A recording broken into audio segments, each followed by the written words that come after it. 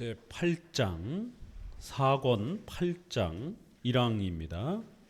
제 8장 신조에 대한 교회의 권위. 교황제도 하에서 교회는 임의로 교리의 순수성을 완전히 더럽혔다. 교회의 권한은 하나님의 말씀에 의해서 제한된다. 교리에 관한 교회의 권위, 그 임무와 한계. 앞서 말씀드린 것처럼 중세 시대가 타락하게 된 이유는 사제와 추기경 이런 교황들이 하나님의 말씀에 없는 그러한 내용들을 법으로 만들어서 강요하면서 맹종, 맹신을 시켰고 성수라든가 이런 온갖 미신적인 이러한 종교적 행위들을 통해서 성도들이 미신에 빠져 살도록, 기독교적 미신에 빠져 살도록 이렇게 만들면서 성도들은 점점 성경에 멀어져 갔고 또 성경의 핵심 교리들을 모르게 되는 이러한 신앙의 교리의 성경의 무지 상태에 빠지면서 중세 천년은 타락하게 된 겁니다. 오늘 한국교회도 마찬가지로 성경을 설명하지 않고 성경의 핵심 교리인 이러한 사도신조의 이러한 내용들을 지속적으로 성도들한테 가르치지 않고, 그러다 보니까 성도들은 성경에 대해서, 교리에 대해서 점점 무지해져 가면서 오늘날도 WCC라든가 WEA라든가 또 이런 NCCK와 같은 예수 그리스도 외에도 구원이 있다라고 하는 이러한 주장을 하는 그러한 종교 연합단체에 버젓이 교회가 참여하는 종교 혼합주의에 빠져가는 심각한 타락을 우리는 보게 됩니다. 결국 전부 다 성경의 교리에 무지해서 벌어지는 일이라는 것이에요. 그래서 이제 8장부터는 올바른 교회가 되기 위해서는, 교회 개혁을 바르게 하기 위해서는, 우리 성도들의 신앙을 바르게 세워가기 위해서는 무엇을 해야 되는가, 어디부터 출발해야 되는 것인가, 그 답은 무엇인가, 그걸 소개하는 겁니다. 그리하여 최소한 3개 정도는 꼭 기억해야 된다. 성경의 핵심 교리를 존중할 줄 아는 것. 그 핵심 교리는 기독교 2000년 역사 속에 사도신조에 그렇게 고백하고 지금까지 지켜온 겁니다. 7개의 교리 형태로 그렇게 구성되어 있습니다. 성경을 잘 가르치기 위해서 신조로 요약해 놓은 겁니다. 성경론, 전능하사 천지를 만드신 하나님에 대한 가르침, 그 다음에 인간의 죄, 전적 부패, 인간론, 그 다음에 예수님, 그 다음에 믿음으로 구원받는 구원에 대한 가르침, 그리고 예수님 믿는 사람들은 공적인 예배를 통하여 주일 성수를 하면서 교회 생활을 해야 된다는 것, 교회론.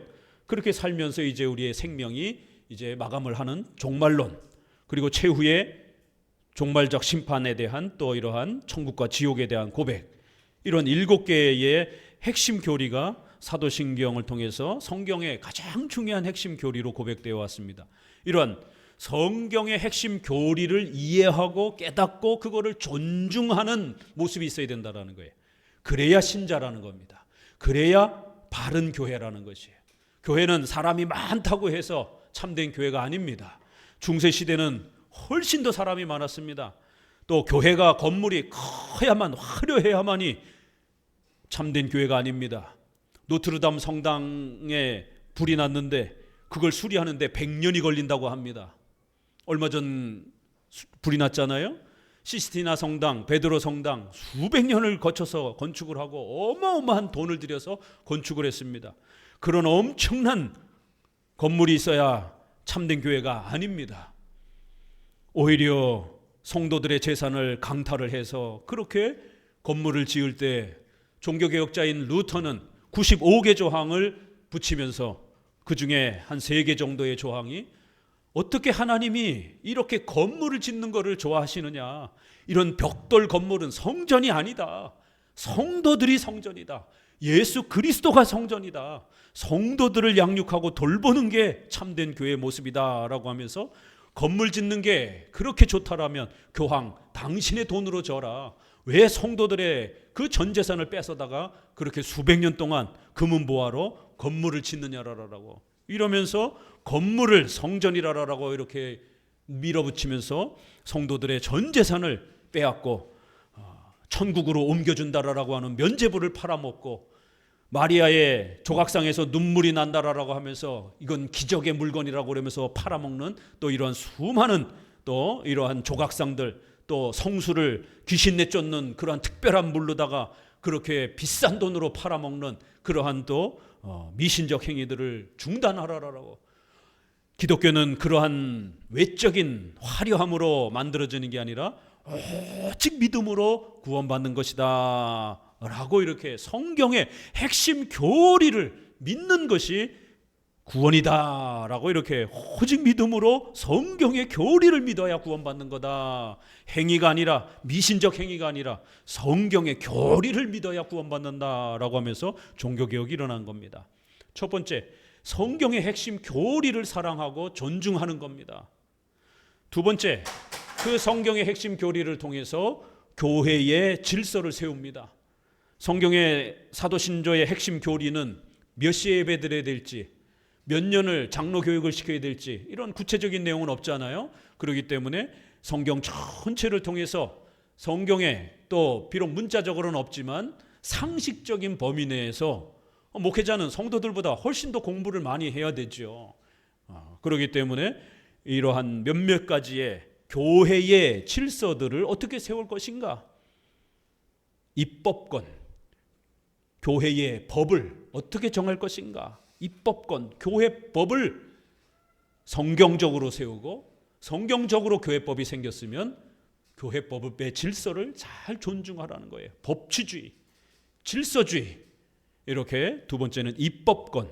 세 번째, 만약 이 교회법을 어기게 되면 목사든 장로든 성도든 치리와 책망을 받아야 된다는 겁니다.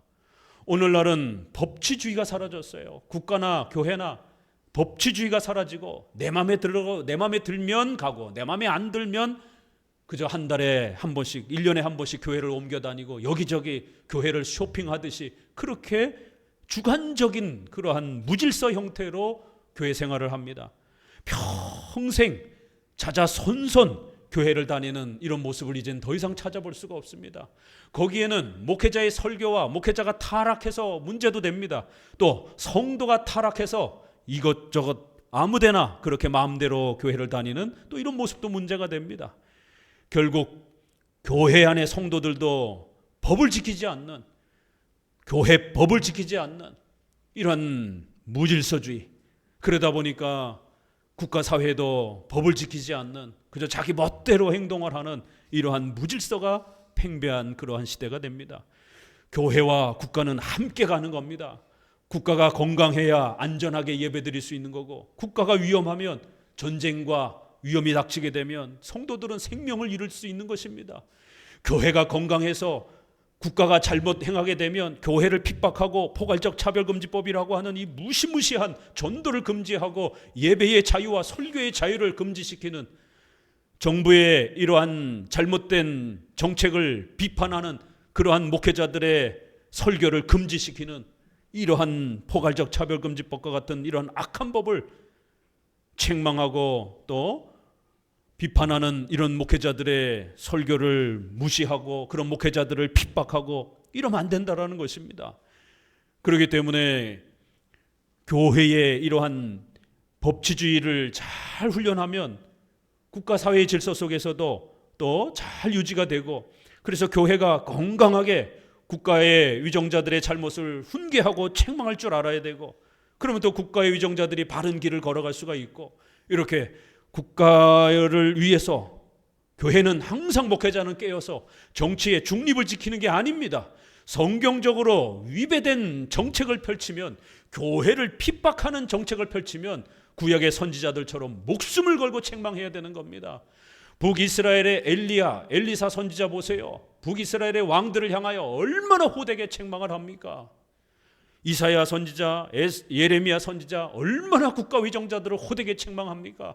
예레미야는 국가의 위정자를 책망하다가 우물에 던져져서 죽임을 당할 수도 있는 그런 위험에 처하기도 하고, 신약의 세례 요한은 헤롯 왕의 동생의 부인을 빼앗은 것에 대해서 아니요, 기독교 문제를 책망한 게 아니라 윤리적인 문제를 책망을 하다가 결국 헤로디아에 의해서 목이 잘려나가는, 구약의 수많은 선지자들의 국가 위정자들을 책망하는 이 목소리를 보고서도 어떻게 목사가 정치 중립을 지키라는 말을 할 수가 있습니까? 이건 잘못된 겁니다. 목사가 국회의원이 되고 대통령이 되는 이러한 국가교회 같은 이런 형태는 잘못된 것이죠. 목회자가 설교자로서 위정자의 악한 정책과 반기독교적 정책을 책망하는 것은 얼마든지 가능한 겁니다. 만약 목회자가 침묵하게 되면 나라가 망합니다. 왜요? 하나님의 징계가 쏟아지기 때문에. 징계를 막기 위해서 목회자는 책망해 줘야 되는 겁니다.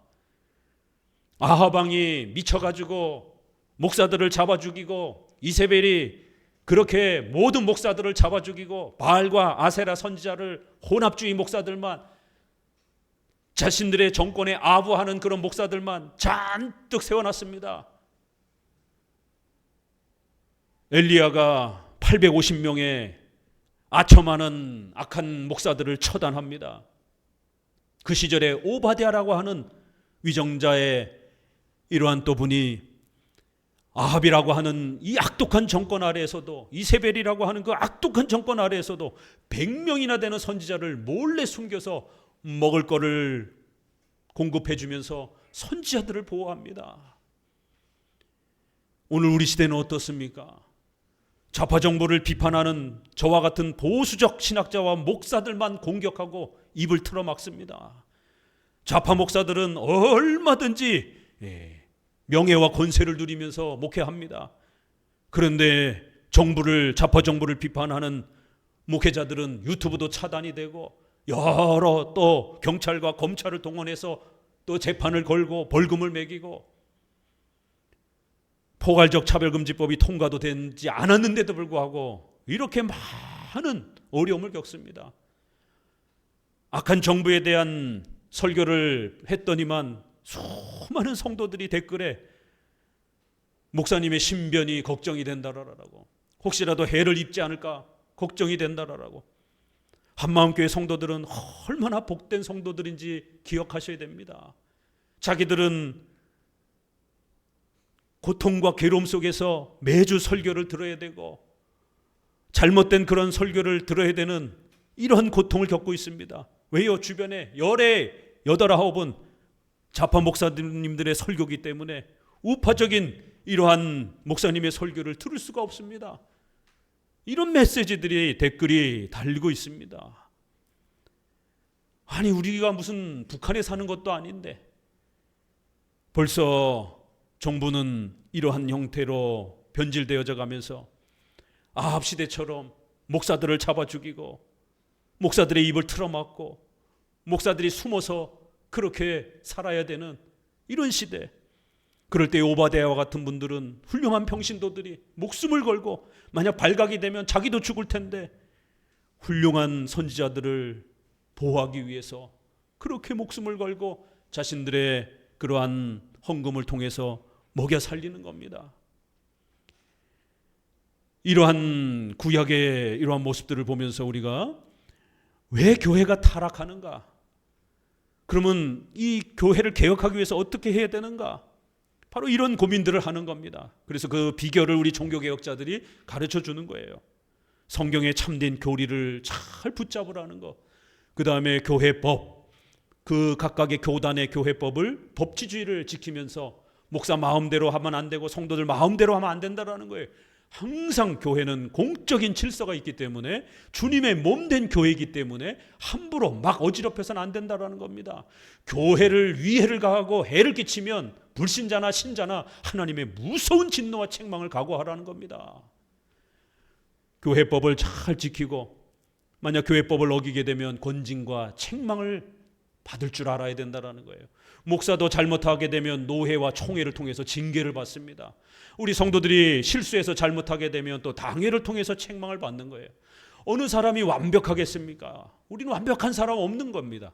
그렇기 때문에 실수를 하면 또 하나님으로부터 책망과 징계를 받으면서 당회와 노회와 총회의 이러한 권위 아래서 책망과 훈계를 받는 거예요.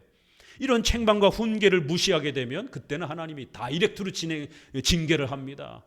전염병과 전쟁과 자연재해를 통해서 직접적으로 징계합니다. 간접적으로 징계할 때에 잘 들으셔야 되는 거예요. 순종하셔야 되는 거예요. 회개하셔야 되는 거예요. 목회자는 국가를 책망할 수 있는 겁니다.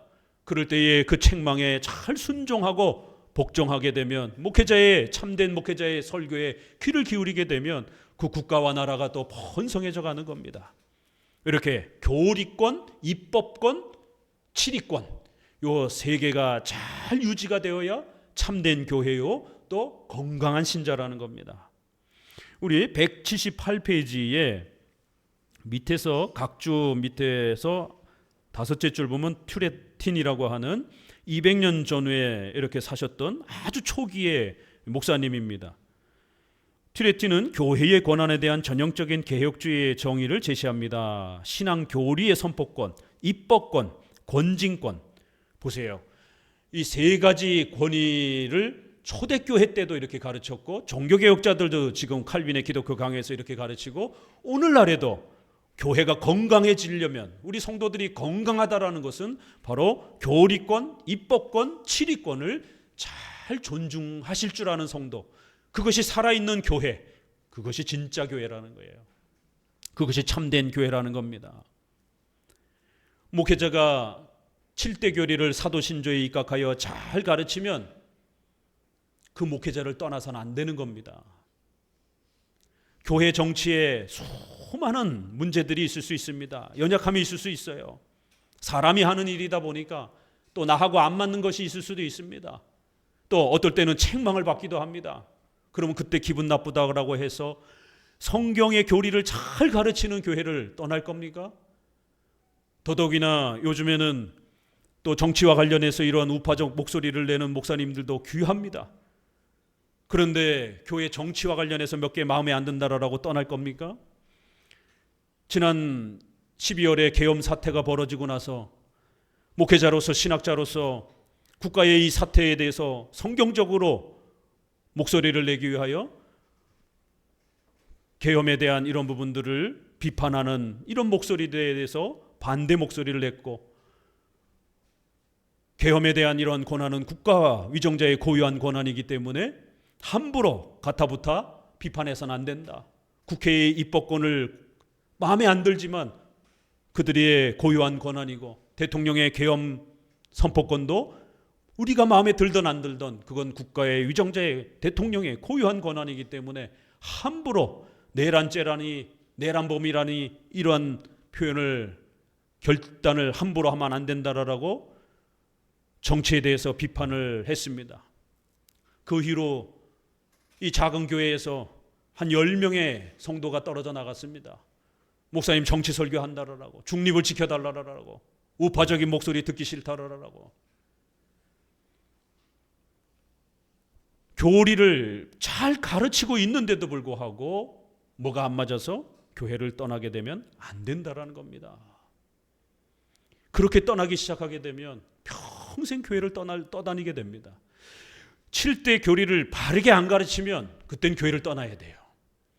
WCC, WEA 이런 종교 혼합주의를 목사가 주장하면 그때는 교회를 떠나야 됩니다. 안 떠나면 소돔과 고모라처럼 같이 멸망을 당합니다. 두 번째, 신비주의, 은사주의, 교회가 온갖 미신적 행위를 하고 이렇게 하게 되면 그런 신비주의 교회는 떠나야 됩니다.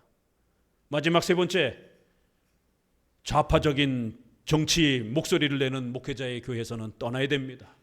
그건 단순한 정치적 문제가 아니라 교회를 적대시하는 사회주의적인, 공산주의적인 이 세계관과 연결되어 있기 때문에 유물론적인, 무신론적인 이 사회주의의 세계관이 교회 안으로 들어오는 이런 사상의 싸움의 문제이기 때문에 오늘날 자유민주주의 대한민국이라고 하는 이러한 문제도 있지만, 더 나아가서는 포괄적 차별금지법을 밀어붙이려고 하는 이러한 무시무시한 세계관을 갖고 있기 때문에 좌파 목소리를 내는 이러한 목회자들은 참된 목회자라고 우리가 볼 수 없습니다.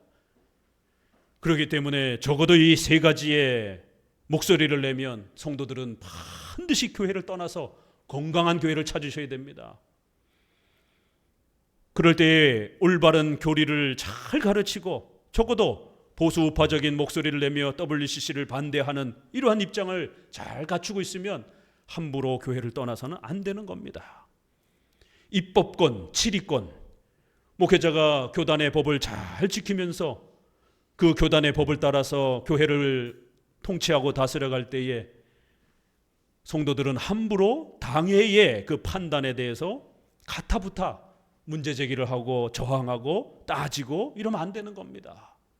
목회자도 그 교단의 질서를 존중하고 내 마음에 다 안 든다 할지라도 그 교회를 그 교단 안에 속해 있기 때문에 항상 존중하고 그 질서를 따라가는 거예요. 나간 성도들의 편을 들면서 인터넷에다가 목회자의 설교를 연실 비판하고 개혁주의, 이 보수주의, 칼빈주의의 신학을 연실 비판하는 성도를 목회자는 어떻게 해야 되겠습니까? 치리할 수밖에 없는 겁니다. 그래서 치리를 했더니만 그것도 수찬정지 한 번이라고 하는 가벼운 징계를 했는데도 불구하고 그것도 못 견뎌가지고 결국 교회를 뛰쳐나갑니다. 치리와 법을 그러면 목회자가 안 해야 됩니까? 치리와 법을 진행하지 않게 되면 목회자는 자신의 책임을 등한시하는 죄가 되는 겁니다. 죄가 발생이 되면 반드시 훈계해야 되고 또 책망해야 되고 또 다스려 가야 되는 겁니다. 만약 성도가 돈이 많고 권력을 가진 사람이라면 목회자가 그 성도를 무서워하면서 책망을 못하고 눈치만 보고 아첨이나 하는 이런 설교자가 돼야 됩니까? 그러면 그런 목회자를 여러분들은 어떻게 따릅니까? 암브로시우스가 데오도시우스가 황제가 로마의 황제가 신자로서 너무 악독하게 이 반란을 일으켰던 사람들을 너무 잔혹하게 죽이는 이러한 죄를 저질렀습니다. 암브로시우스는 관용을 베풀고 너무 무시무시하게 폭력으로 그 잠깐 왕에게 정치에 저항했던 사람들을 죽이지 말라라고 신신당부를 했는데도 불구하고 데오도시우스는 자신의 정치적 위치가 흔들릴까 봐 자신들에게 저항하는 그 지역 사람들을 완전히 전멸시켜 버렸습니다.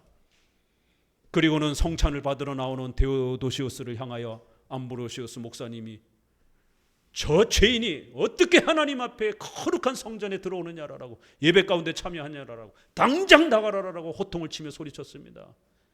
데오도시우스 황제는 그 설교자의 목소리를 듣고 그 문 앞에서 무릎을 꿇고 용서를 구합니다. 여러분 인터넷에 보게 되면 암브로시우스 어거스틴의 선생님입니다. 호통치는 칼을 갖고 목사를 죽일 수 있는 권세를 가진 그 황제를 책망하는 암브로시우스 목사님도 그 용기도 참 대단한 것이고 목사를 죽일 수 있는 그 칼을 갖고 있음에도 불구하고 목회자의 설교 앞에 그 책망 앞에 겸손히 회개하는 그 왕도 참 대단한 겁니다. 서로 대단한 것이. 그게 그래서 그림으로 사파로 유명한 그림으로 역사 속에서 2000년 역사 속에 많이 이렇게 알려져 있습니다. 인터넷 치면 그런 그림 화가들이 많이 그린 것들이 많이 나옵니다. 치리와 책망을 해야 되는 겁니다. 왕이랄지라도 잘못하면 책망해야 되는 겁니다. 수찬정지 한 번은 가벼운 책망인 것이에요. 그런데 또 친한 친구가 책망을 받았다라고 그렇게 또 금세 또 화가 나가지고 교회를 또 더불어서 같이 나가는 이런 모습은 우리가 어떻게 봐야 됩니까? 참 교회란 많은 성도들이 왔다 갔다 합니다. 그럴 때 목회자 입장에서는 치리와 법을 어떻게 할 것인가? 이 교리를 바르게 가르칠 건가 말 건가? 왜요? 성도들이 듣기 싫어하면 나가면 어떻게 할 건가? 그때부터 목사는 타락하기 시작하는 거예요. 사람을 보기 시작하고 사람을 아첨하기 시작하게 되면 권세와 돈 때문에 만약 그 성도가 11조를 이런 개척교회 같은 미자립 교회 같은 이런 교회에서 11조를 반 이상 감당하려 하는 그런 성도였다라면 책망할 수 있겠습니까? 목사가? 책망 못합니다. 웬만해서 용기가 없고서는 어떻게 책망합니까? 교회가 무너질 판인데. 목회자를 죽일 수 있는 칼의 권세를 가지고 있는 위정자가 여기 앉아 있다라면 그가 혹시 잘못했을 때 목회자가 책망할 수 있겠습니까? 겁이 나서 책망 못합니다. 나도 내 자식들하고 먹고 살아야 되는데 어떻게 책망합니까? 그래서 아첨하게 되는 설교를 하게 되고 눈치 보는 설교를 하게 되는 거예요. 책망을 못하고 그저 힘없는 성도들이나 책망을 하고 권세 있는 사람들은 그냥 다 웬만해선 봐주고, 이게 중세시대의 타락이라는 거예요. 목회자는 하나님만을 두려워하면서 2000년 동안 지켜온 핵심 교리를 가르쳐야 되는 거고, 그 교리에서 어긋나게 되면 목사는 선배 목사들과 노회로부터 책망을 받는 거고 성도들은 당회로부터 책망을 받는 것입니다. 권징을 행해야 되는 겁니다. 평상시는 문제가 없어요. 그러나 책망을 받을 때 진짜 성도인지 가짜 성도인지가 드러나는 거예요. 책망받으면 누구나 다 기분 나쁜 겁니다. 그럴 때 마음이 상해가지고 훅 떠나버리게 되면 평생 책망을 못 받고 떠돌아다니게 됩니다. 마음에 안 맞아도, 일치가 안 돼도 그 교회가, 그 당회가, 그 목회자가 7대 교리 안에서 사도신조를 벗어나지 않고 그 교리적 토대 안에서 잘 가르치고 장로교회의 교단법의 법을 잘 존중하고 있으면 내 마음에 들든 안 들든, 내가 인정이 되든 안 되든 순종해야 되는 겁니다. 내가 이해될 때만 순종이 됩니까? 그러면 7일을 안 받죠. 이미 벌써 회개하고 벌써 다 고쳤으니까. 7일가 진행될 때는 수용을 안 하는 겁니다. 회개를 안 하는 거예요. 복종을 안 하는 거예요. 그러니까 7일가 진행이 되는 것이죠. 그럴 때 그 7일을 잘 받아들일 수 있는 성도라면 정말 성숙하고 바른 성도가 된 겁니다. 마지막에 여러분 7일을 못 받는 수준에 이르게 되면 여러분 자신의 신앙을 검증해 보셔야 됩니다.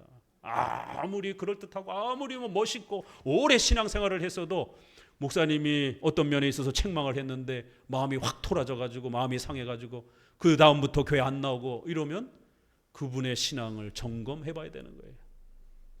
그래서 오늘 교리권, 올바른 교리를 잘 지켜내야 된다는 거예요. 거짓 교리, 잘못된 교리를 붙잡고 있으면 안 된다는 것이죠. 그렇기 때문에 로마 카톨릭의 잘못된 이런 교리, WCC라든가 또 이런 NCCK와 같은 예수님 외에도 구원이 있다라고 7대 종단이 같이 손잡고 2013년에 우리는 사랑으로 하나 됩시다라고, 예수 그리스도 외에도 구원이 있으니까 절대로 기독교의 신만이 참된 신이라고 말하지 말자라고, 타종교에도 올바른 신이 있다라고, 서로 위아더 월드 하자라고, 이렇게 인터넷 사진이 다 있습니다. 그래갖고 여기 각 교단을 교파를 대표하는 물건들 다 갖다 놓고 같이 예배드리고, 이게 뭐 하는 겁니까 이게? 성경은 분명히 살아계신 하나님 외에 나머지는 다 우상이다라고. 시편의 우상은 말도 못하고 걷지도 못하고 보지도 못하는 거짓신이다라고 비판하고 있는 것이에요.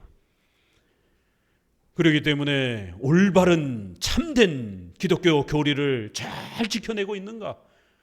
그 교리를 질서를 잡기 위하여 성경적인 법을 잘 세우고 그 법에 따라 옳고 그름을 책망을 하고 훈계하면서 7일을 잘 진행할 수 있는가?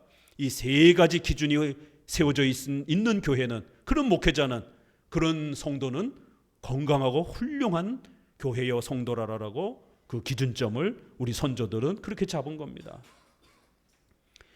올바른 교리와 이러한 또 국가 정치와 관련해서 더더구나 오늘날과 같이 우파적인 목소리를 내는 이러한 목사가 드문 이 시대에 다른 게 조금 부족해도 함부로 교회를 옮기거나 떠나서는 안 되는 것입니다. 그나마 없는데 여기서 또 다른 데를 또 옮겨가기 시작하게 되면 정말 이 땅에서 완벽한 교회를 찾으려고 하는 이런 실수를 범하게 되는 거예요. 잘못된 교회를 떠나지 않고 오래도록 거기 머물러 있는 것도 문제지만 또 올바른 교회를 또 너무 쉽게 이렇게 옮겨가는 것도 조심해야 된다라고 오늘 8장은 우리에게 권면을 하는 겁니다. 자, 그래서 이제 입법권, 성경의 핵심 교리를 그 교회가 잘 지키고 있는가를 살피라는 거예요. 같이 읽어봅니다. 첫째 줄, 이제부터 제3부 즉 교회의 권한에 대해서 논하겠다. 교회의 권한의 일부는 개개인의 감독들에게 속하고 일부는 지방회의에 또는 총회의에 속했다. 여기서 말하는 것은 영적 권위이며 권한은 교리의 권한과 재판권 그리고 입법권에 관한 권한으로 나뉜다.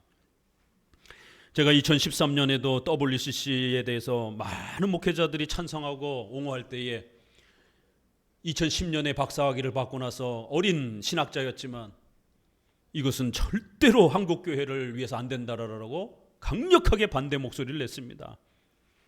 그랬다가 결국 교수 임용해서 다 탈락이 되고 불이익을 받습니다. 남들은, 후배들은, 동료들은 박사학위 받아와서 종교수 자리에 벌써 채용이 되면서 연봉이 1억씩 되고 연봉이 7천만 원, 8천만 원씩 되는 좋은 그런 교수 자리에 턱턱턱턱 자리 잡는데 저는 강의 자리도 얻지를 못해서 떠돌아다니면서 왜요? WCC의 반대의 목소리를 냈다고 낙인이 찍혀가지고 작년에 국가의 이러한 계엄 사태로 인해서 보수파적인 목소리를 냈다가 많은 또 고초와 어려움을 당했습니다. 그렇지만 개인의 안녕과 부귀영화가 중요한 게 아닙니다. 목회자는 하나님의 종이기 때문에 성도들과 교회가 위험에 처하게 되면, 나라와 민족이 위험에 처하게 되면 구약의 선지자들이 그랬듯이 반드시 옳은 목소리를 내줘야 되는 거예요. 그래야 성도들이 보고 쫓아올 수 있는 겁니다. 더더욱 신학자는 많은 목회자들이 또 쳐다보고 있기 때문에 올바른 목소리를 내줘야 되는 것입니다. 이렇게 목사는 올바른 교리를 지켜가는 사람이 목사라는 것이에요. 그래서 이제 목사의 설교와 목사의 가르침을 우리가 어떻게 해석하고 또 존경하고 또 바라봐야 되는가, 이 항부터는 이제 그렇게 올바른 교리를 전하는 그 목회자의 설교의 권위를 우리가 어떻게 바라봐야 되는가, 이제 그런 내용들이 이제 소개가 될 겁니다. 자, 교리 방면에서는 신조를 제정하는 권한, 신조를 설명하는 권한의 두 부분이 있다. 성경은 해석을 해야 되기 때문에 수많은 사람들이 성경을 해석을 합니다. 그렇기 때문에 반드시 해석의 표준, 기준이 있어야 된다고 말씀을 드렸죠. 그래서 사도신조와 같이 2000년 동안 성경의 핵심 교리를 고백하고 정하는 해석 기준을 우리 교회들은 고백해 놓은 겁니다. 그래서 그 고백에서 벗어나면 이단으로 정죄를 받는 것이에요. 이렇게 성경의 참된 교리를 제정하는 권한과 또 그거를 신조를, 교리를 설명하고 설교하는 그러한 권한을 우리 성도들은 존중해야 된다는 거예요. 여러분 한 사람 한 사람이 그 성경의 핵심 교리를 여러분 스스로가 다 결정하는 게 아니라는 것입니다. 그건 전문가들에게 맡기고 그 교회의 대표자들이 지방회의, 지방의 문제들은 지방회의에서, 또 더 큰 총회의 문제에서는 총회의 회의에서 이렇게 영적 권위를 가지고 있다는 겁니다. 전문가들인 목사와 장로님들이 모여서 성경의 핵심 교리를 제정하고 그거를 또 설교하고 가르칠 수 있는 이 권위, 이 교리 제정과 해석과 설교의 이러한 권위를 잘 세워야 된다는 겁니다. 성경의 핵심 교리를 잘못 세우게 되면 이단이 되기 때문에 그런 거예요. 그래서 이제 179페이지 위에서 셋째 줄, 그 권한을 주신 목적에 대해서 바울이 한 말을 기억하라고 경건한 독자들에게 경고하고자 한다. 읽어보세요. 넷째 줄, 권세를 주신 것은 파하려고 하는 것이 아니라 세우기 위한 것이라고 바울은 말한다. 고린도후서 10장 8절, 13장 10절, 이거 굉장히 유명한 구절입니다. 하나님이 권세를 일정한 사람들에게 줬다라는 거예요. 그 권세는 만인제사장처럼 구원에 있어서는 동등하지만 교회의 질서에 있어서는 일정한 사람들에게만 줬다라는 거예요. 그리고 그 권세는 무너뜨리기 위한 것이 아니라 세우기 위한 권세라는 거예요. 교회를 잘 세워가도록 하나님이 신적인 권한을 일정한 교회의 대표자들에게 위탁해 주셨다라는 거예요. 이 권한을 주신 목적에 대해서 사도 바울이 소개하고 있는 말씀을 잘 귀 기울여 들으라는 것이에요. 그러니까 우리 성도들은 이러한 입법의 교리권, 성경의 핵심 교리를 노회와 총회와 공의회가 이렇게 제정하고 그 교리 표준을 성경의 해석으로 삼았으면 이 성경의 핵심 교리를 잘 존중하라는 겁니다. 신학자들이, 전문가들이 성경의 핵심을 연구하고 이단을 배격하기 위해서 핵심 교리를 그렇게 확립해 준 거예요. 그러면 그러한 권한을 존중하면서 그 세워진 성경의 이 기초와 핵심 교리를 잘 붙잡으면서 그렇게 신앙생활을 해야 된다는 겁니다. 만약 이걸 무시하게 되면 여러분 개개인이 창세기부터 계시록까지 전부 다 해석하셔야 되고 그 수많은 이단들을 여러분들이 다 검증해내야 되는 거예요. 그거 어떻게 합니까? 평생에. 그래서 전문가들인 신학자와 목사들에게 그걸 맡기고 그들이 그렇게 교회 회의를 통해서 올바르게 정해줬다라면 그 귀한 교리 내용들을 잘 지켜가면서 그거를 또 가르치고 설교하는 또 그러한 권위를 가지고 있는 목회자들의 설교를 잘 듣고 배우면서 그렇게 성경을 배우며 성장해 가는 겁니다. 그러니까 이러한 가르치는 자와 배우는 자의 교회 질서를 하나님이 세워주셨다라는 겁니다. 만약 각자가 성경 해석을 다 하면 중구난방이 되고 사사기에 있는 것처럼 자기 소견에 옳은 대로 했다라고 하면서 저마다 자기 주장을 하면서 교회는 난장판이 될 겁니다. 셋째 줄 아래, 그런데 교회를 세우는 유일한 방법은 사역자들이 그리스도께서 그 권위를 유지하실 수 있도록 노력하는 것이다. 보세요. 교회를 바르게 세우는 유일한 방법은 사역자들이, 바로 목사와 장로들이 그 권위를 잘 받들어서 교리를 지키고 보호하는, 여기서부터 출발이 된다는 거예요. 두 번째 단락, 그러므로 교회의 권한은 마지못해 억지로 행사할 것은 아니지만 일정한 한도를 지켜야 한다. 로마 카톨릭은 성경에 없는 것을 맹신을 시키는 그런 율법주의 경향을 보이고 있어요. 그러나 오늘날 한국교회는 한 개인이 자기가 왕이 돼서 모든 성경 해석을 다 판단하고 자기가 신학자가 돼서 모든 목사의 설교를 판단을 하고, 그래서 이 교회 나쁜 교회, 좋은 교회, 이런 식으로 자기가 그 모든 것들을 판단하는 겁니다. 그래야 자기 마음에 들면 좋은 교회고 자기 마음에 안 들면 나쁜 교회입니다. 나를 치리하고 책망하면, 나에게 마음이 불편하게 하면 나쁜 교회고, 이런 식으로 주관적으로 자기가 모든 것을 판단하는 이러한 형태는, 또 주관적인 또 이러한 신앙은 잘못된 겁니다. 우리 장로교는 교회의 대표자들인 전문가들인 목사와 장로들을 세우고, 또 그들이 또 여러분들이 모여가지고 또 지역의 노회라는 또 형태로 모이고, 그들도 또 실수할 수 있으니까 전국 단위로 또 총회라는 형태로 모여서 거듭 서로 견제하고 또 해석을 또 서로 논쟁하면서 그 교회의 법을 세우고 성경의 핵심 교리를 확보하고, 특별히 사도신조와 같은 교리는 이제 더 이상 뭔가를 문제 제기할 필요도 없어요. 왜냐하면 2000년 동안 존중되어 온 거기 때문에. 그 교리의 기초에서 각 교단마다 성도들을 돌보기 위해서 장례식에 때는 어떻게 해야 되는지, 결혼식에는 어떻게 해야 되는지, 교회 직분자들은 어떻게 꾸려가야 되는지, 이런 부분들을 교회법을 통해서 신중하게 결정하는 겁니다. 그러면 그런 권위들을 성도들은 존중해야 된다는 거예요. 이 권위를 존중하지 않으면 교회 안에서 신앙생활을 할 수가 없게 된다는 겁니다. 왜 그러냐면 설교를 들을 수가 없는 거예요. 성경 해석의 기준도 잡지 못하게 되고, 그럼 도대체 누구의 해석이 맞는 겁니까? 여러분의 해석이 맞다라는 건 어떻게 증명할 거예요? 코로나 시절에 온라인 예배를 어떻게 사용해야 되는지에 대해서 한 번도 대한민국 교회는 이러한 경험이 없었기 때문에 각 교단마다 엄청난 혼란이 생겼습니다. 저희 교단도 신학위원에게 요청이 들어왔고, 신학위원 목사님들도 이건 신학자들이 해야 될 전문적 영역이라 판단이 되어서 저와 같은 신학 교수들에게 이것을 판단해 달라고 요청을 했습니다. 그래서 제가 조직신학자이기 때문에 초안을 잡고 적어도 우리 교회론, 예배론에 입각해서 이 온라인 인터넷 문화를 기독교가 어떻게 사용해야 되는지를 일반은총과 예배론에 입각해서 초안을 잡아서 교수님들과 함께 가다듬고 저희 교단의 입장으로 발표를 했습니다.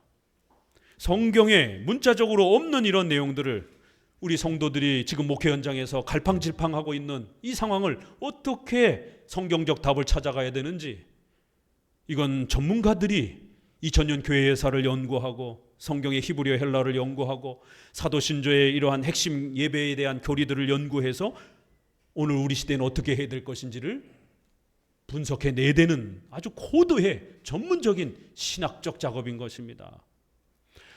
온라인 헌금을 해야 됩니까? 말아야 됩니까? 코로나 상황 속에서 성도들은 심각한 상황이 벌어졌어요. 현장 예배도 못 가지만 또 헌금은 또 어떻게 해야 됩니까? 목회자는 현장에 찾아오지 못하는 성도들을 향해서 온라인 신방과 온라인 상담은 가능합니까? 카톡으로 상담하는 것, 이게 성경적입니까? 과거에는 생각지도 못했던 일이에요.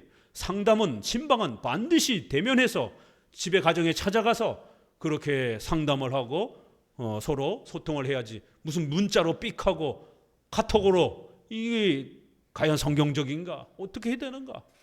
그러면 온라인 등록은 어떻게 될 것인가? 온라인 전도는 어떻게 될 것인가? 온라인 성찬은 어떻게 할 것인가? 수많은 문제가 목회 현장에서 발생이 된 겁니다.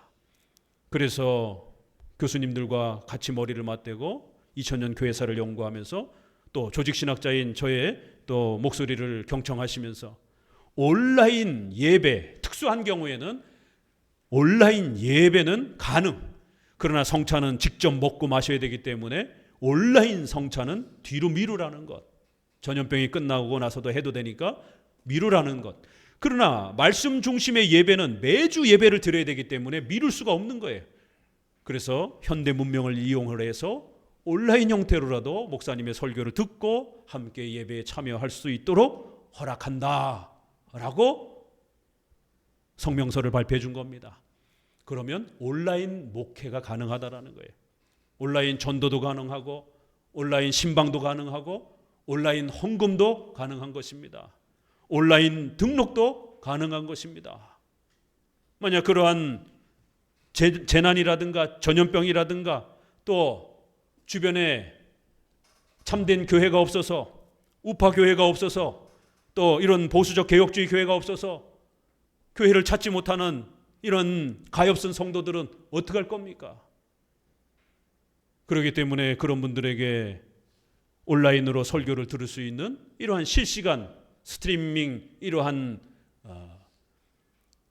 구성은 얼마든지 가능한 거예요. 초창기에는 온라인 스트리밍을 동영상으로 이렇게 송출하는 게 비성경적이냐 성경적이냐, 이거 가지고도 목회자들이 엄청나게 고민을 했습니다. 그리하여 현장에서 직접 듣지 않고 스트리밍으로 이렇게 동영상으로 이렇게 설교를 듣는 거는 이거 설교가 아니다, 이거 예배가 아니다 이러면서 반대하는 분들도 많았습니다. 성경 어디에도 없잖아요. 그래서 이거를 가다듬어서 특수한 경우에, 보편적인 경우에는 당연히 현장에 나와야죠.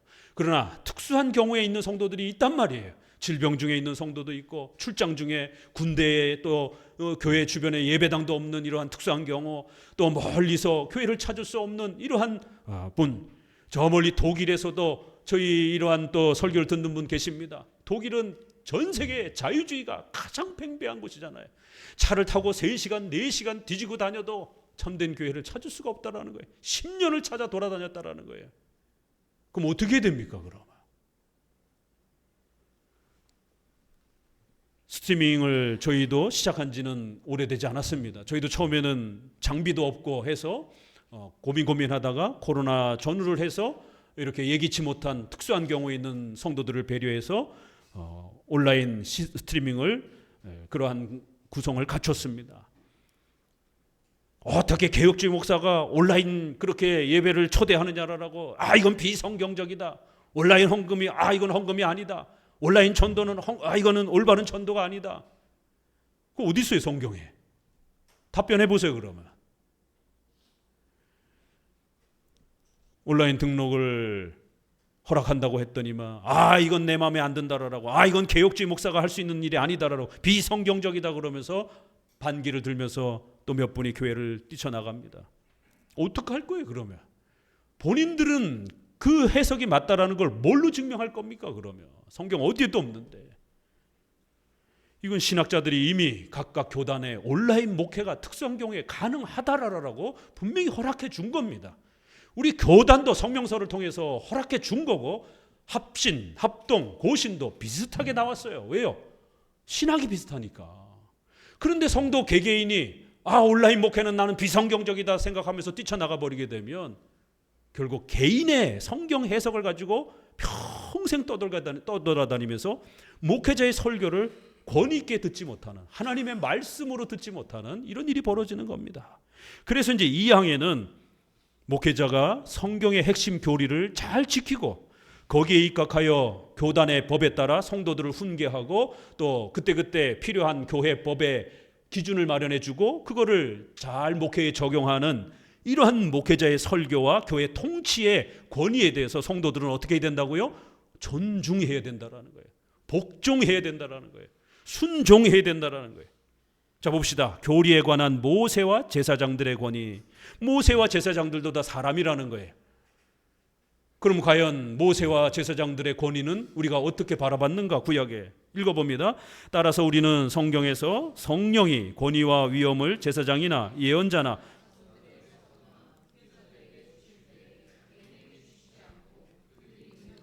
그 직분에 주셨다는 것을 여기서 기억해야 한다. 간단히 말하면 그들이 선포하도록 위탁받은 그 말씀에 주신 것이다. 그들 모두를 차례로 검토해 보면 주의 이름과 주의 말씀에 따라서 대답하는 권위를 받았음을 알 수 있다. 그들이 직분을 맡도록 부르심을 받을 때에 동시에 자기의 것을 모두 버리고 오직 주의 입에서 나오는 말씀만 말하라는 명령을 받는다. 이렇게 구약의 모세와 제사장들도 자기 생각에 자기 멋대로 뭔가를 제시하고 설교하고 이러면 안 된다라는 거예요. 하나님이 주셨던, 모세에게 주셨던 그 하나님의 말씀에 맞춰서 구약의 선지자들, 제사장들도 백성들을 가르쳤다라는 거예요. 목회자들은 자기의 것을 버리고 오직 주의 말씀만 전하는 사명을 받은 자라는 거예요. 그럼 목사들이 다 자기는 하나님의 말씀 전한다고 그러지, 어느 목사가 나는 인간적인 말을 합니다 이렇게 말하는 사람 어디 있습니까? 다 하나님 말씀 전한다고 그러는 거예요. 여기에 문제가 있는 겁니다. 그럼 어느 목회자의 설교가 진짜 참된 설교고 바른 설교입니까? 내가 이제부터 영분별을 해봐야 되겠습니다. 이분은 진짜 설교자 같아, 이럴 겁니까? 그건 가짜죠. 미신이죠. 공적으로 판단해야 되는 겁니다. 잘못된 기준 말씀드렸죠. 신비주의, WCC, 좌파를 주장하는 이러한 형태는 반드시 멀리하시라는 것. 성경의 사도신조, 특별히 우리 장로교는 웨스트민스터 신앙고백과 같은 2000년 동안 지켜온 7대 교리를 목회자가 항상 변함없이 신실하게 가르치고 있으면 올바른 겁니다. 그 교단의 법을 잘 지켜가고 있으면 올바른 겁니다. 그리고 눈치 안 보고 올바르게 합법적으로 치리와 책망을 하게 되면 올바른 교회인 거예요. 그런 목회자의 설교는 하나님의 말씀으로 들으셔야 되는 겁니다. 만약 이 권위를 부정하게 되면 이 땅에서 여러분 신앙생활 못합니다. 그냥 여러분 혼자 성경 읽고 묵상하셔야 돼요. 나 은혜 받았다. 근데 내가 이 은혜 받은 게 이게 맞나 틀리나, 이게 내가 잘 읽었나 잘못 읽었나. 엄청난 재정에 투자를 해야 되고 엄청난 사업에 결정을 해야 되는데 하나님 도와주세요. 그리고 성경을 묵상했고 이게 하나님의 뜻 같아서 결정했는데 이게 진짜 맞는 건가? 만약에 이게 실패하면 어떡하지? 여러분 혼자 판단하세요. 여러분이 알아서 판단하세요. 나중에 실패해도 다 여러분 책임이에요. 그렇게 모든 것을 여러분 혼자 해석하고 혼자 판단하고 결정하게 되면 하나님의 뜻을 불안해서 어떻게 판단합니까? 나도 마음이 12번씩 연약하게 바뀌는 여러분 자신인데 공적인, 객관적인 근거가 없잖아요. 그렇기 때문에 여러분이 성경 해석을 읽고도 어떨 때는 은혜 받았지만 다시 돌이켜보면 너무 불안한 거예요. 이게 내가 맞게 해석했나? 정말 내가 이 말씀대로 내가 정말 실천해 봐야 되는가? 그랬다 만약에 이게 틀리면 어떡하지? 우리 가족들 전 재산이 걸린 건데 큰일 나는 거예요. 성경 해석을 하고 은혜를 받을 수가 없는 거예요. 자기 감정에 치우쳐서 어떨 때는 은혜 받지만 어떨 때는 또다시 불안해지는 거예요. 같은 구절을 읽는데도. 왜? 아니 자기 자신이 신학 전문가도 아닌데 어떻게 확신할 거예요?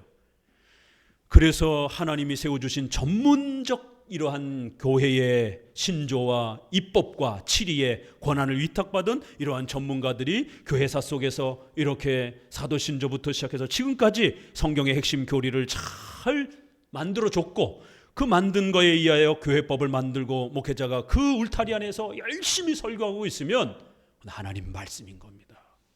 하나님의 말씀으로 사모하면서 듣고 용기 있게 결단하고, 그게 재정 문제라면 거기에 맞춰서 재정적 선택을 하는 거예요. 결혼 문제라면 주 안에서 결혼해야 된다라고 하는 이러한 결단을 용기 있게 하는 겁니다. 아무리 조건이 좋아도 불신자면 쳐다도 보지 마시고, 약간 조건이 안 좋아도 믿음이 있으면 결단하는 거예요. 왜요? 목회자가 신자랑 결혼하라고 끊임없이 설교하고 권면했잖아요. 5계명, 내 부모를 공경하라. 국가위정자와 관련해서 회사, 직장, 또 부모님, 윗사람에 대해서 어떻게 판단해야 될 것인가? 목회자가 성경의 핵심 교리를 가지고 포괄적 차별금지법을 옹호하는 그러한 좌파정부, 진보정부를 향해서 강력하게 비판했습니다. 목사님 왜 정치적으로 저런 입장을 취하시지? 나는 좀 중립인데, 목회자의 이런 정치적 입장은 나하고 마음에 안 들어. 이럴 문제가 아니라는 것이죠. 그 목회자를 주의 종으로 존중했으면 그 목회자가 정치에 대해서 어떤 판단을 내리는가? 그 판단을 존중하셔야 되는 거예요. 경제적으로 어떤 판단을 하는가? 성도들 이렇게 하셔야 됩니다. 이렇게 해야 여러분 성도들이 경제적 자립을 합니다. 라고 판단을 하고 이쪽으로 가셔야라고 하면 신뢰하고 믿고 따라가는 겁니다. 개인적으로 우리 성도들에게 경제적 권면을 합니다. 그래서 좋은 투자와 또 아파트 이러한 또 부분에서 매입에 대한 부분까지도 이렇게 권면을 해서 성도들이 재정적으로 큰 혜택들을 보기도 하고, 빌라에 살고 있던 부동산의 이러한 개념에 대해서 아무것도 모르는 이러한 부부를 설득해가지고 아파트로 옮기라라고 해서 옮겼고, 그 아파트가 재건축 아파트로 들어가면서 재정 상태가 2배, 3배로 그렇게 혜택을 보았습니다. 그렇게 목회자의 권면을 따라 이렇게 한번 재정을 움직여 봅시다. 이렇게 여러분의 그 재정을 한번 해보십시오. 목회자가 어떤 재정적 판단을 성경에 입각하여 그 가정의 형편에 맞게 이렇게 해봅시다 라고 권면을 하면 순종하는 것입니다. 그러면 경제적 혜택을 보는 것이에요. 저희 교회에 오셔가지고 임신을 못해가지고 난임 부부로, 어떤 부부는 8년 만에, 또 어떤 부부는 3년 만에 그렇게 임신을 하는 축복과 은혜를 누렸습니다. 그 문제를 가지고 함께 기도하면서, 함께 또 성도들과 기도하면서 고민하면서 방향을 제시해 주는 겁니다. 이렇게 정치, 경제, 가정 모든 분야에 있어서 십계명을 따라 각각 가정 안에 하나님이 허락하신 뜻을 목회자는 잘 권면해 주는 겁니다. 그걸 목회자가 잠깐 있어봐, 너네 집안 어디에 투자할지 내가 좀 한번 알아볼게, 들어볼게, 음성을 들어볼게, 랄랄랄랄랄랄 시시시시시, 너네 이번에 이쪽으로 투자해. 이건 무당이죠. 그러나 우리 장로교 목회자는 이렇게 입법권, 교리권, 치리권에 입각해서 성경의 핵심 교리를 벗어나지 않는 범위 내에서, 그 교단의 경제적 원리 안에 벗어나지 않는 범위 내에서 우리 장로교는요, 다단계 절대로 허락하지 않습니다. 로또, 복권 절대로 허락하지 않습니다. 이런 몇 가지 규칙들이 있어요. 경제 부분에 있어서도. 왜? 그 사행성이 너무 심하기 때문에 적어도 우리 성도들의 경제 생활을 보호하기 위해서 교단 내 그러한 질서상에서 성도들에게 함부로 문을 열 수 없는, 아무리 국가법으로 합법적이어도 종교적으로 비성경적인 그러한 경제적 수단이 있습니다.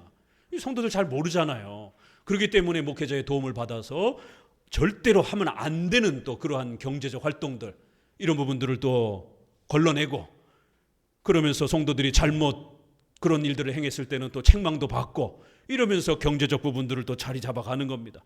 이렇게 하나님은 목사라고 하는 직분을 세워주셔서 신앙에 있어서도 지도를 하고 의식주 생활에 있어서도 지도를 해주도록 그렇게 세워주셨다라는 거예요. 그럴 때에 참된 목회자는 그런 보살핌을 하는 거예요. 만약 이거를 성도들이 싫어하게 되면 혼자 다 알아서 판단해야 되는 거예요. 넘겨봅시다. 180페이지에 그러기 때문에 출애굽기 14장 31절에는 여호와와 그 종 모세를 믿었더라라고 성경에서도 이렇게 모세를 존경하는 표현을 이렇게까지 표현합니다. 아니 여호와를 믿었더라 이렇게 표현해야지 왜 모세를 믿었더라 이렇게 표현합니까? 모세는 사람인데 왜 우리가 모세를 믿습니까? 하나님만 믿어야지. 그러나 모세는 하나님의 말씀을 전하는 사람이잖아요. 선지자잖아요. 목사잖아요. 목사는 성경을 전하는 거예요. 그렇기 때문에 여러분이 성경을 믿는 겁니다. 그게 기독교예요. 목회자가 성경을 바르게 전하면 그것도 성경 말씀인 겁니다. 그렇죠? 목회자가 잘못된 설교를 하게 되면 그거는 하나님 말씀 아니지만 올바른 울타리 안에서 바르게 하나님의 말씀을 전하면 하나님의 말씀인 거예요. 믿어야 되는 겁니다. 성경은 믿는데 신목사님의 설교는 나 못 믿겠어 이러면 안 되는 겁니다. 목회자는 성경을 해석해서 구체적으로 여러분에게 적용해주는 그러한 역할을 하는 겁니다. 성경은 원칙적 기본 원리를 소개해 주는 것이고 그걸 오늘 우리 시대에 맞게 온라인 예배와 온라인 목회를 어떻게 해야 될 것인가 이걸 해석해서 적용해 주는 겁니다. 또 여러분의 가정의 경제적 형편, 질병의 형편, 여러 가지 어려움의 형편에 하나님이 어떻게 도와주시는지에 대해서 또 우리 성도들이 어떻게 해야 그걸 해결받을 수 있는지에 대해서 목회자가 설교를 통해서 적용을 통해서 하나님의 말씀을 해석해 주는 거예요. 그러면 성경은 믿고 목회자의 설교와 권면은 안 믿을 겁니까? 이렇게 둘로 쪼개놓으면 안 되는 거예요. 성경도 믿고 목회자의 설교도 믿어야 되는 겁니다. 다만 조건이 있죠.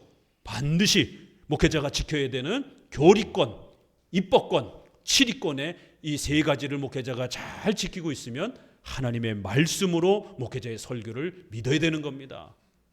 포 띄고 차 떼고 이건 나 마음에 안 들어. 오늘 목사님 설교 중에 이거는 좀 이상한 것 같아. 이런 식으로 포 띄고 차 띄면 뭘 가져갈 거예요? 바깥에 있는 목회자들은 좀 검증해야죠. 그러나 적어도 여러분이 신뢰하고 살펴보고 그리고 신중하게 결정해서 등록을 했으면 그 교회 목사님의 설교는 하나님의 말씀으로 아멘으로 받으셔야 되는 거예요.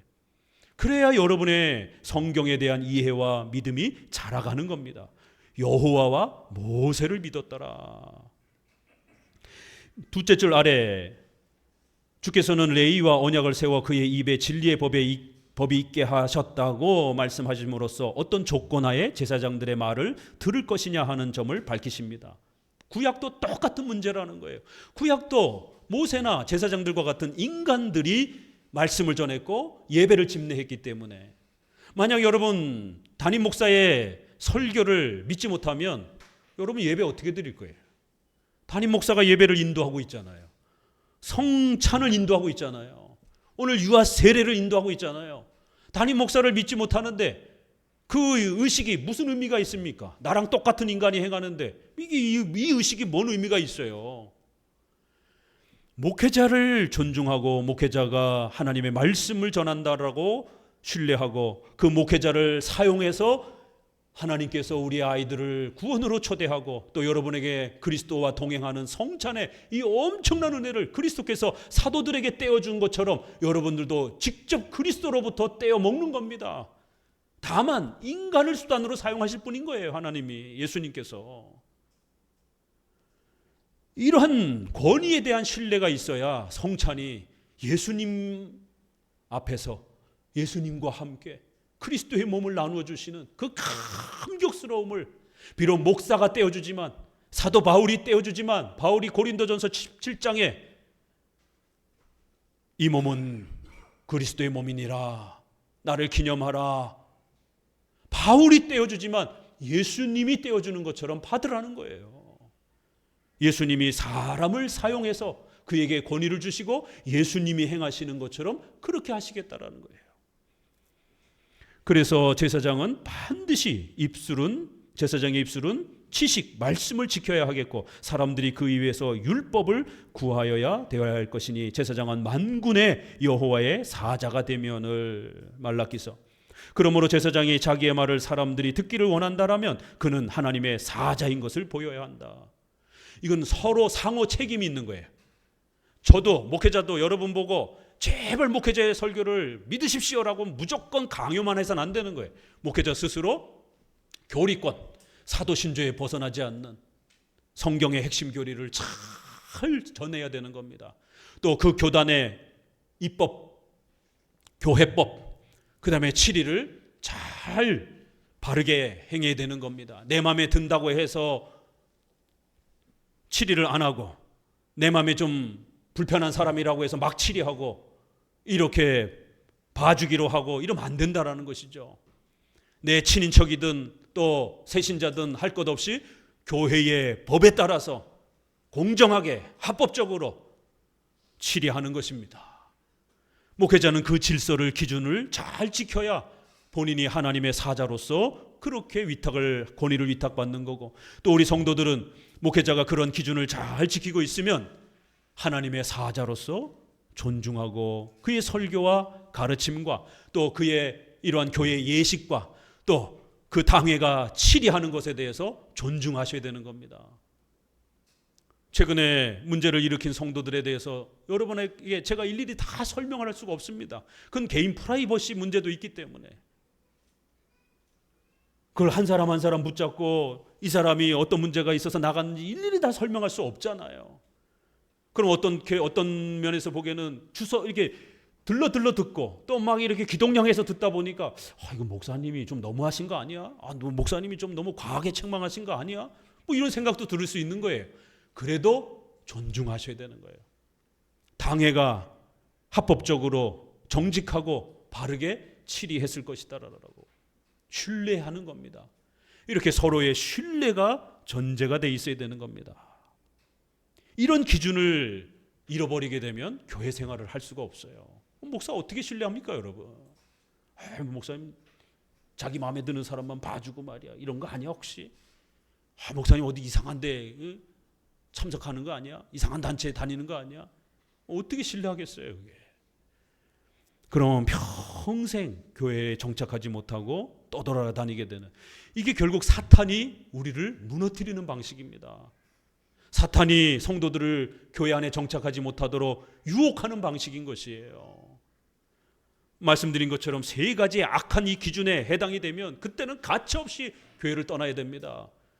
그러나 그 세 가지 기준이 없는데 사도신조를 잘 지켜가고 합법적인 이러한 교회법의 질서를 잘 지키면서 이렇게 교회를 통치하고 다스린다라면 하나님의 말씀으로 또 하나님이 통치하시는 교회로서 잘 존중하면서, 비록 교회 정치에 있어서 많은 일들이 벌어지면서 그걸 내가 다 이해하지 못한다 할지라도, 또 어떤 부분은 조금 내 마음에 안 든다 할지라도 존중하면서 가는 거예요. 여러분, 대한민국의 법이 여러분 마음에 들어서 대한민국에 사는 건 아니잖아요. 그거 만약 마음에 안 들면 이민 가야죠. 대한민국의 법이 또 사법부가 재판하는 게 어떨 때 보면 참 마음에 안 드는 것들도 있어요. 그래도 우리가 대한민국 국민인 이상 이 나라 안에서 법을 지키면서 존중하면서 그렇게 살아가는 것이, 그래야 대한민국이라고 하는 커다란 질서가 유지가 되는 겁니다. 교회도 마찬가지예요. 지금 이 사고는 교회론이잖아요. 이게 한국교회의 21세기에는 교회론이 가장 심각한 문제입니다. 이 성도들이 이런 교회의 질서에 대해서 제대로 배워본 적이 없다 보니까 그냥 자기 사적인 그런 판단으로 이거 내 마음에 드네, 이거 마음에 안 드네, 이거 집어 던져야지, 여기는 또 마음에 드네, 이런 난장판이 되었습니다. 교회의 권위, 공적이고 객관적인 참된 교회, 이런 판단을 전혀 못하는 거예요. 우리 3번까지만 읽어보고 마칩니다. 교리에 관한 예언자들. 자, 그럼 예언자들, 선지자들도 한번 보자라는 거예요. 예언자에 관한 대해서 그 일반적 특징을 아주 적절하게 묘사한 말씀이 에스겔에 있다. 읽어봅니다. 인자야, 내가 너를 이스라엘 족속에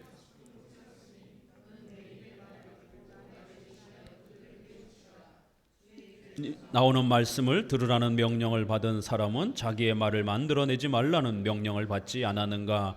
주에게서 온 소식을 전한다는 무슨 뜻인가? 자기가 하는 말은 자기의 말이 아니라 주의 말씀이라고 감히 확신 있게 자랑하듯 말한다는 것이다. 예레미야, 에스겔 선지자에서도 하나님의 말씀을 하나님을 대신해서 백성들을 깨우치고 백성들에게 하나님의 뜻을 적용해주고 가르쳐주라는 거예요. 왜? 목사는 성도들보다는 훨씬 더 성경을 잘 아니까 성도들을 도와주라는 거예요.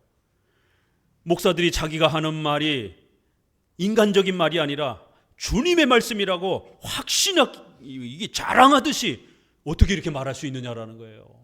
하나님이 여러분의 가정에 반드시 이 문제 도와줄 겁니다, 이렇게만 하신다라면 이거 어떻게 확신할 수 있느냐라는 거예요.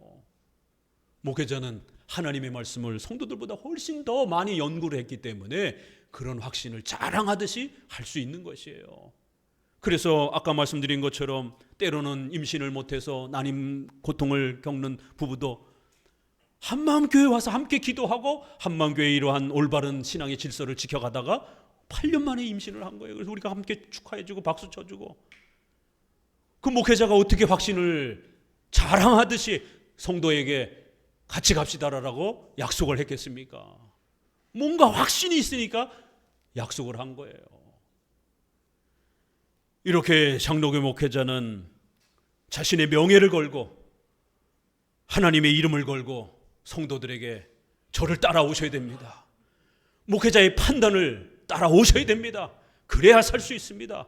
정치적 판단에 있어서도 이번에 목회자가 이렇게 보수우파적인 목소리를 내면서 좌파 정부의 이러한 악한 행동들에 대해서 비판했으면 함께 따라오셔야 됩니다. 경제적 부분에 있어서 이번에 좀 나름대로 이 경제적 결정을 해봅시다 라고 하면 따라오셔야 되는 거예요. 그럴 때 성도들은 하나님의 또 혜택과 은혜를 누리는 겁니다. 이거를 잘못 사용하게 되면은요, 교주가 됩니다. 그렇겠죠, 그죠? 나를 믿으십시오, 여러분, 나를 믿으십시오 이러면 교주가 되는 거예요.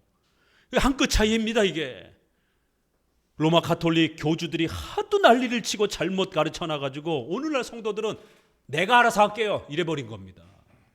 그러나 성경은 분명히 성경의 전문가적인 이러한 목사와 신학자들을 세워서, 목사들 중에서도 또 전문가인 신학자를 세워서 도와주면서 성도들의 갈 길을 도와주도록 이렇게 마련한 겁니다. 그렇기 때문에 온라인 목회와 온라인 등록과 전도를 가타부타 옳다 그르다 성도들이 함부로 말하면 안 되는 겁니다. 이건 목사님들도 성경 해석하기가 너무 어려워서 신학자들한테 위탁을 하잖아요.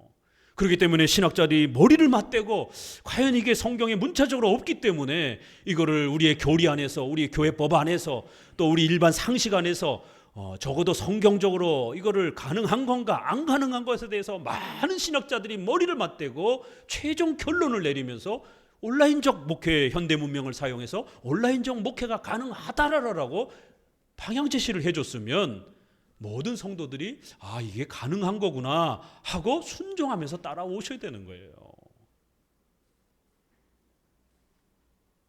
교회로는 참으로 어렵습니다. 이런 걸 가르쳐야 되니까, 또 이런 것들을 순종하면서 따라와야 되다 보니까. 예레미야 23장 28절에 내 말을 받는 자는 성실함으로 내 말을 가르쳐야 된다. 그 밑에 줄 둘째 줄 아래 그 법에 의하면 하나님께서는 자기 명령하신 것에 그 무엇을 덧붙여 가르치는 것을 아무에게도 허락하지 않으신다. 쭉 오셔서 예레미야, 이사야 181페이지에 위에서 일곱째 줄 읽어봅니다. 예언자들이 자기가 받은 것 외에는 아무것도 말하지 않겠다는 이 경외심에 구속을 받을 때에 그들은 비상한 권능과 훌륭한 이름으로 장식되었다. 이 구약의 예레미야, 이사야 다 사람들이잖아요. 인간이잖아요. 근데 어떻게 그들이 그렇게 자신 있게 성도들한테 나를 따라와야 된다라고, 내 말에 순종해야 된다라고 이렇게 자신 있게 말할 수 있었겠습니까? 하나님의 말씀을 전했기 때문에 그래요. 그럼 또 어떤 분이 목사님, 그분들은 선지자고 오늘날 목사들은 또 일반 목사니까 오늘날 목사들은 믿을 수가 없어요, 이렇게 말할 겁니까? 역시 오늘날 목회자들도 아까 말씀드린 것처럼 성경의 기준에 맞춰서 성경의 그 울타리, 우리 신조의 이러한 사도 신조의 울타리를 벗어나지 않는 범위 내에서 그렇게 설교하고 또 거기에 맞춰서 권면을 하면서 여러분의 개개인의 일상의 이런 부분들을 이렇게 하자라고 권면을 하게 되면 믿음으로 선택하고 순종하는 거예요. 이렇게 구약의 모세, 선지자들, 또 그 다음에 사도들 계속 설명합니다. 다 사람들이라는 거예요. 그렇지만 그들이 하나님의 말씀을 벗어나지 않는, 또 오늘 목사들은 성경을 쓸 수는 없기 때문에 기록된 성경을 해석하는 이런 교리 해석의 표준을 잘 지키면서 성도들에게 설교를 해주고 개인적인 권면을 하게 되면 목회자의 그 권면을 우습게 여기면 안 된다라는 겁니다. 그들은 비상한 권능과 훌륭한 이름으로 그들이 장식되어 있는 이유가 있다라는 겁니다. 목회자들을 함부로 깔보면 안 됩니다. 목회자들의 권면을 가벼이 여기면 안 됩니다. 칼빈의 제네바 교리문답에는 목사들은 특별한 사명을 부여받은 자들이다. 구원론에 있어서는 만인제사장이지만 교회론에 있어서는 목회자는 권위를 가지고 통치하는 자라는 거예요. 성도들의 삶을 다스리고 이끌어가는 자들이라는 거예요. 그래서 하나님은 목회자들에게 특별한 능력을 주십니다. 그게 사이비 교주와 같은 막 그런 신비체험이 아니라 성도들 전체를 돌볼 수 있는, 그들의 영혼을 돌볼 수 있는 특별한 통찰력을 주십니다. 아주 특별한 이 통치의 다스림의 능력을 주십니다. 그래야 성도들이 거짓말하고 숨기고 뭔가 이렇게 할 때에 하나님의 섭리가 작동되어지면서 성도들이 숨기는 게 목회자의 눈에 희한하게 발각이 됩니다. 어디 길을 가다가도 우연찮게 눈에 띕니다. 목회 30년 하면서 수도 없이 그런 일들을 경험합니다. 성도들이 목회자에게 숨기지 못합니다. 예언의 투시 능력이 있어갖고 제가 다 알아맞히는 게 아니라 하나님의 섭리 역사를 통해서 숨기고 어디 갔는데 하필이면 어떤 성도가 보고 목회자에게 얘기도 해주고 목사가 직접 우연찮게 만나기도 하고 발각이 되는 거예요. 들통이 나는 거예요. 이런 일들이 허다합니다. 그래서 목회자를 존중해야 되고 목회자의 책망과 훈계를 두려워하셔야 된다는 거예요. 목회자는 일반적 그런 상담가와 조언가가 아닙니다. 주의 종으로서 성도들의 영혼을 보살피도록 세워주신 주의 종인 겁니다. 그래서 목회자에게는 목회할 수 있도록 특별한 힘과 능력을 주셨어요. 그래서 성도들의 모든 삶의 이 흐름과 내용들을 꿰뚫어보고 또 섭리의 이러한 부분들을 예측해주고 그걸 방향 제시를 해주는 겁니다. 일로 가면 위험합니다. 이번에 일로 가셔야 됩니다. 이런 일들을 하셔야 됩니다. 그럴 때 성도들이 그 목회자의 말씀을 순종하면서 잘 선택하게 되면 구원에 있어서도 신앙에 있어서도 윤리에 있어서도 복을 받는 거예요. 교주들과 사이비들은 이거를 성도들의 재산을 빼앗기 위해서 악하게 사용하지만 올바르게 권위를 잘 존중하면서 교회 안에 이 질서가 잘 세워져 있으면 그들에게는 비상한 권능이 있고 그들의 이름은 아주 훌륭하게 장식되는 이유가 있다라는 겁니다. 목회자를 여러분과 비슷한 그런 수준으로 생각하면 안 됩니다. 구원에 있어서는 저나 여러분이나 동등해요. 그러나 교회 통치에 있어서는 목회자는 특별한 능력을 갖고 있습니다. 특별한 은사를 부여받았습니다. 그래서 여러분들이 보지 못하는 아주 놀라운 영역들을 보고 얘기하고 그것을 살펴주는 겁니다. 이러한 목회자가 여러분 곁에 있다라는 것은 가장 값진 것이. 그래서 칼빈은 이제 곧 나올 겁니다. 어거스틴과 아타나시우스와 같은 이런 훌륭한 목회자가 어느 시대나 아무에게나 허락되는 은혜가 아니라는 것이. 우리 시대의 칼빈과 루터와 같은 어마어마한 이 훌륭한 목사님이 저희 시대에 있다라면 저는 도시락을 싸들고 다니면서 그분들에게 가서 배울 겁니다. 우리 시대의 여러분에게 성경을 흔들림 없이 가르쳐주고 흔들림 없이 교회가 위태로울 때마다 목숨을 걸고 할 말을 하는 이런 용기 있는 목회자가 있다라면 곁에 오셔야 되는 거예요. 거리가 멀고 아무리 힘들어도 곁에 함께 서야 되는 겁니다. 좋은 훌륭한 목회자를 알아보는 성도들의 눈이 있어야 되는 겁니다. 자기의 삶을 망치는 악한 거짓 목사 곁에 서게 되면 본인과 가정 전부가 붕괴가 되는 겁니다. 오늘은 이렇게 8장 신조와 관련해서 교회의 권위란 과연 무엇인가? 권위에 대한 하나님이 세우신 교회의 권위를 우리가 잘 깨닫고 보호하고 지켜가는 그런 성도들이 되시기를 주의 말씀으로 권면을 드립니다.